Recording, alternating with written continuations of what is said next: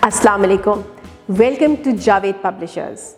इस वीडियो में हम किड्स मेरा कायदा ग्रेड 4+ का सबक खे के बारे में पढ़ेंगे। हमारा मकसद इस सबक का बच्चों को खे की पहचान कराना, उससे शुरू होने वाले ज़ख़ीरा अल्फाज के बारे में बातचीत करना और खे की आवाज़ की दोहराई कराना है। तो हम अपने सबक की तरफ चलते हैं। जी, तो सबक शुरू करने के लिए हम अपना कायदा खोलेंगे। जी यानी बच्चों से आप कहें कि खे का सफ़ा अपनी किताब में खोल लें। उनके सामने कुछ तस्वीरें आएंगी, तो उन तस्वीरों में कौन कौन सी तस्वीरें हैं हमारे पास? हमारे पास है ख़त, खरगोश, खरबूजा, खैमा और खुबानी। जी, यहाँ पे कुछ मज़ेदार चीज़ें भी हैं। चलें, पहले तो हम बात करते हैं ख़त की। अच्छा, अब ज़रा बच्चों मुझे ये बताओ, ख़त के बारे में क्या क्या जानते हो?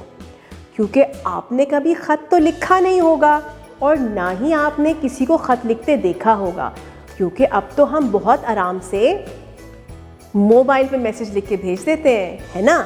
ख़त जो है पता है किस लिए इस्तेमाल होता है? ख़तों किताबत इस्तेमाल होती है जब हमने किसी दूसरे शख्स को कोई पैगाम भिजवाना हो और वो शख्स हमसे बहुत दूर रहता हो, तो हम उसके लिए ख़त लिख के भेजते हैं।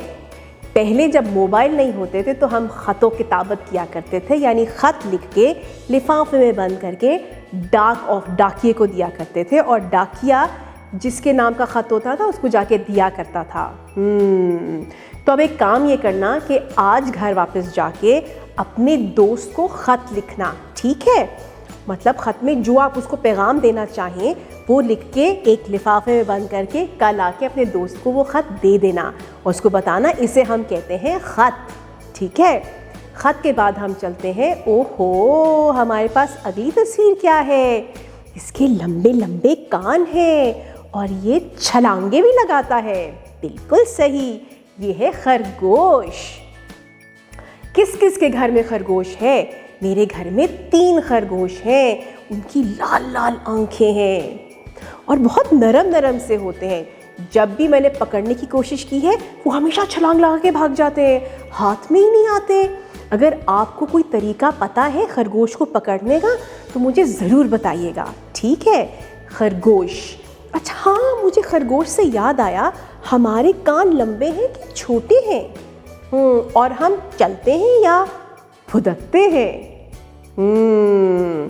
और आपको पता है ये खाता क्या है? ये बहुत मज़े की चीज़ें खाता है। क्या हम वो चीज़ें खाते हैं? ये गाजर खाता है। क्या हम गाजर खाते हैं? ये मूलियाँ भी खाता है। क्या हम मूली खाते हैं? हम तो सलाद बना के खाते हैं।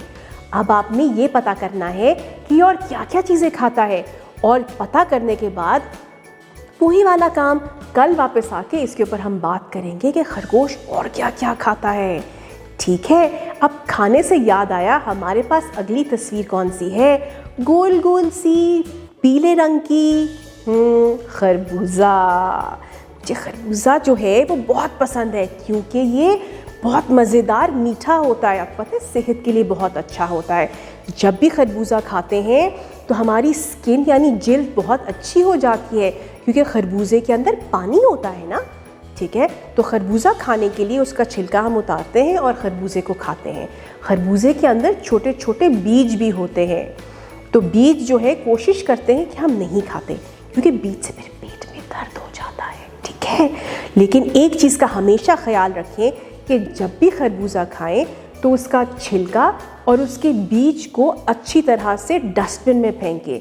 कहीं इधर उधर नहीं फेंकते वरना खराबी हो जाती है और माहौल हमारा आलूदा हो जाता है, ठीक है? खरबूजे के बाद हम एक और खाने वाली चीज़ की तरफ चलते हैं और ये है खुबानी। इस तस्वीर में आपके पास खुशक खुबानी की तस्वीर है। ये जो खुशक खुबानी होती है वो हम मेवे के तौर पे खाते हैं। बहुत मज़े की होती है, मीठी सी। और कोशिश करें कि खुबानी को सुबह नाश्ते में खाएं क्योंकि ये भी सेहत के लिए बहुत अच्छी होती है। इससे हमारी हड्डियां बहुत तंदुरुस्त रहती हैं और हम मज़बूत हो जाते हैं, ठीक है? اچھا، خوبانی کے بعد ہمارے پاس ایک اور تصویر ہے اور وہ ہے خیمے کی۔ ہاں بالکل صحیح کہا۔ پچھلے دنوں میں ایک ڈرامہ دیکھ رہی تھی، ارطغرل، دیکھا ہے وہ ڈرامہ آپ نے؟ اس میں بھی خیموں کے اندر لوگ رہتے ہیں۔ وہ اس وقت رہتے ہیں جب وہ ایک جگہ سے دوسری جگہ سفر کر رہے ہوں اور راستے میں کوئی گھر اور آبادی نہ ہو، تو پھر آپ میدان میں خیمے لگا لیتے ہیں۔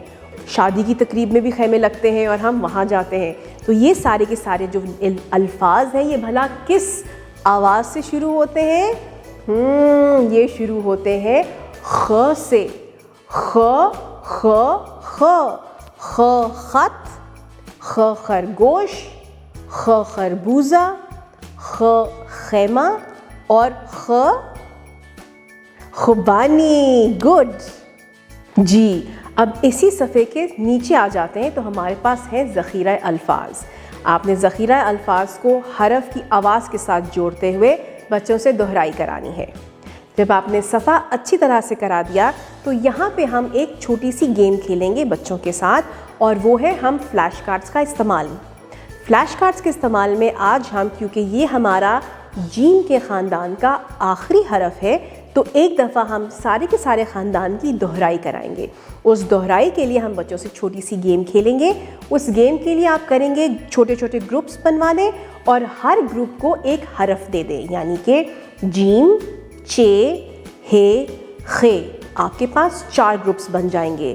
آپ نے بچوں کو مختلف ترتیب میں فلیش کارڈز دے دینے ہیں اور آپ نے بچوں کو کہنا ہے کہ جیم، چے، ہے، خے کو سامنے رکھتے ہوئے ان فلیش کارڈز کو نکال کے فیملیز بنائیں، یعنی گروپس بنائیں ان کے۔ اس کے بعد آپ بچوں سے ان کی آوازیں پوچھیں۔ آوازوں کے بعد آپ ان تصویروں کے نام پوچھیں اور 2-4 انفارمیشن بچوں سے لیں ان تصویروں کے بارے میں۔ اس طرح سے آپ کی فلیش کارڈز کی مدد سے دہرائی ہو جائے گی۔ اس کے ساتھ ساتھ آپ انہی فلیش کارڈز کے ساتھ آپ LED پروجیکشن کا بھی استعمال کریں تاکہ بچوں کی اچھی طرح سے پختگی ہو جائے۔ اس کے بعد ہم آگے اپنے پاس چلتے ہیں اپنی لکھائی کی طرف۔ جی، لکھائی سے پہلے ہم کریں گے پری رائٹنگ کی پریکٹس۔ پری رائٹنگ پریکٹس ہماری بچے ہوا میں لکھیں گے، اپنی کلائی پہ لکھیں گے، اپنے ساتھی کی کمر پہ لکھیں گے، بورڈ پہ لکھیں گے، ٹیبل پہ لکھیں گے، سینڈ ٹرے پہ لکھیں گے۔ اور اس کے بعد آپ بچوں سے اپنی جاوید پبلشرز کی طرف سے فراہم کیے گئے ایکٹیویٹی بک کا پیج نمبر 27 اور 28 کھلوائیں گے، صفحے کے اوپر رنگ بھروائیں گے۔ رنگ بھروانے کے بعد آپ بچوں سے لکھوائی کرائیں گے اور پھر جو گھر کا کام ہوگا وہ آپ بچوں کو گھر کے لیے دے دیں گے۔ خے کی مکمل شکل لکھنے کے لیے ہم ایک لیٹی ہوئی لائن ڈالیں گے، چونچ بناتے ہوئے نیچے ایک پیٹ بنا دیں گے اور اس کے پیٹ میں نہیں بلکہ اس کے اوپر ایک نقطہ ڈال دیں گے۔ یہ ہے ہماری خے کی مکمل شکل۔ خے کی چھوٹی شکل لکھنے کے لیے ہم ایک خم بنائیں گے چھوٹا سا اور چونچ بنا دیں گے اور اس کے اوپر ایک نقطہ ڈال دیں گے، اور یہ ہے ہماری خے کی چھوٹی شکل۔ خے کی لکھائی کرانے کے بعد اور آپ کو جب اس بات کا اندازہ ہو جائے کہ بچوں کی پختگی آ گئی ہے تو ہم چلیں گے اپنے جائزے کی طرف۔ جائزہ ہمارے پاس ایز یوزول ہمیشہ کی طرح 2 قسم کے جائزے ہیں۔ ایک ہمارے پاس لکھائی کا جائزہ ورک شیٹ کے ذریعے، اور دوسرا ہے ہمارے پاس زبانی جانچ جو کہ LED پروجیکشن کے ذریعے۔ آپ پہلے دونوں میں سے جو بھی کروانا چاہیں آپ کروا دیجئے، لیکن ذہن میں یہ بات ضرور رکھیے گا کہ آپ نے بچوں سے کام کروانا ہے انڈیپینڈنٹلی، خود سے، اور آپ ان کی مدد کوشش کیجیے گا کہ نہ کریں، تاکہ آپ کو اس بات کا اندازہ رہے کہ بچے کہاں تک پہنچے ہیں اور آپ کو کس بچے کو کہاں پہ کتنی مدد دینی ہے۔ Thank you for watching. اپنا بہت زیادہ خیال رکھیے گا اور جڑے رہیے گا بولتی کتابوں کے ساتھ۔